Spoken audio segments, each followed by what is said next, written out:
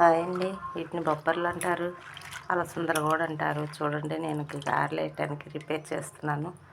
ఒకసారి ఇలా కడిగి శుభ్రంగా మిక్సీ జార్లో వేసుకొని ఇలా మిక్సీ పెట్టుకొని మెత్తగా ఒక బౌల్లోకి తీసుకోవాలండి. చూడండి, ఇందులోకి వేసుకున్న ఒక బౌల్లోకి ఇప్పుడు కొంచెం తోటకూర,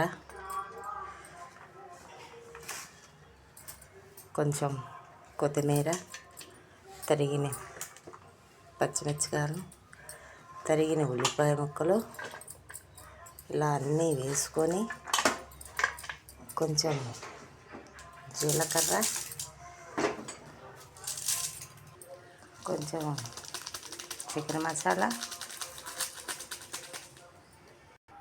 చూడండి తగినంత ఉప్పు వేస్తున్నాను. ఇలా బాగా కలుపుకొని అన్నీ పక్కన పెట్టుకొని కళాయి పెట్టుకొని నూనె కాగాక బాగా గారెలు చేసుకొని ఇలా బాగా ప్యాన్లో వేసుకొని బాగా రెసిపీగా బాగా ఉడకనివ్వాలండి.